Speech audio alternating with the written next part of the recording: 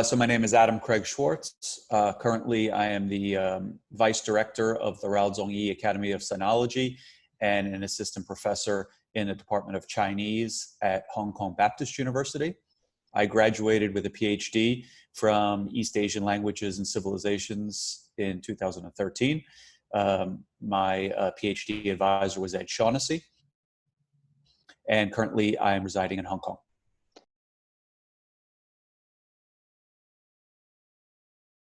Since the Chinese department is part of the arts faculty, we're talking very much about these types of things, that how do we give students meaning and focus?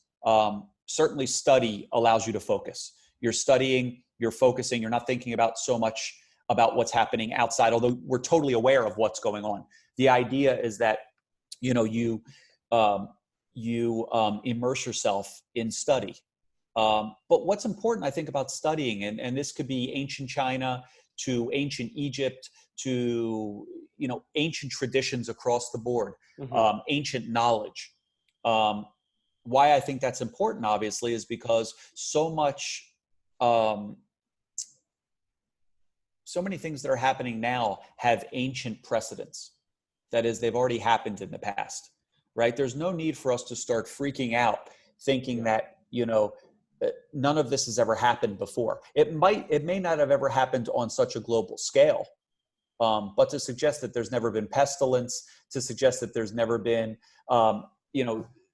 spreading of disease and contagions and pathogens that have been misunderstood, and then the search for remedies and kind of medicines to combat it. Well, that's been an ongoing issue since probably the beginning of humanity.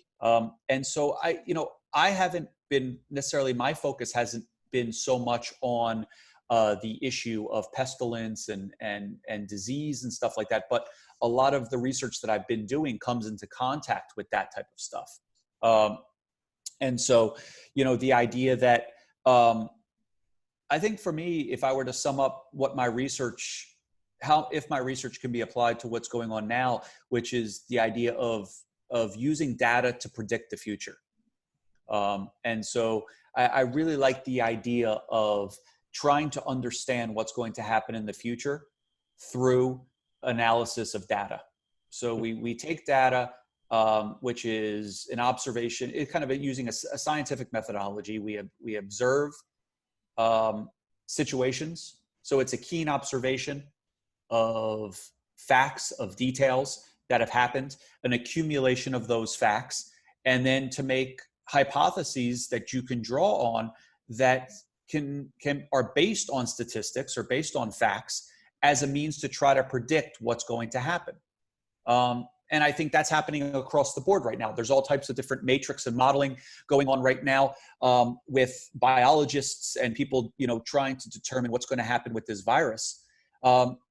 It's not just that. It's trying to think the virus is going to lead us to start to think about other things. Like, for example, what am I going to do in my life? There's just not enough data now to know what's going on. I'm certainly not a scientist in medicine, so I wouldn't, I have my own views, I think, like everybody does who's been following what's going on. It's both. We need to prepare both to accept this reality, and we're hoping, I guess, that we're going to be able to go back to what what everyone's saying was, our old normal versus our new normal. But regardless of what happens, at least my class in Chinese, which are introducing students or kind of building on students' foundation in different periods of the Chinese language, through literature, archaeology, anthropology, and stuff like that, kind of interdisciplinary. Regardless, we need to continue to learn. We need to continue to enrich ourselves, because the more time we spend indoors and away from people, well, the more time we have to do other types of things. I mean, we could start to build different platforms. Think about it. I mean, there's a lot of types of things where we're in contact with one another now, where moving forward through the use of AI or through the use of other applications, we can just do things at home. I mean, online banking and online, medical consulting and all different types of things. You think about it, we can start to develop new strategies and new softwares where we don't need to kind of visit each other in person. And I think that's very exciting in some ways. Just because people in the past like to go to movie theaters and stuff doesn't mean that people in the future are going to want to do those same things. Just because people go to sporting events in the past doesn't mean that people are going to still want to go to sporting events and concerts in the future. There's other ways that we can continue to kind of appreciate and enjoy these types of things, but in different circumstances. And I think that's totally fine. Eating at restaurants and dining and bars and stuff like that. These are all things that possibly will change moving forward or have kind of a different look to them. But the good thing is, in terms of the humanities, at least in Chinese language and stuff, is it's just constant. It's just you and a book. And so, the books that you have allows you right away to come into contact with, like I said before, the most erudite and profound thinkers that we've ever had. And they're all human.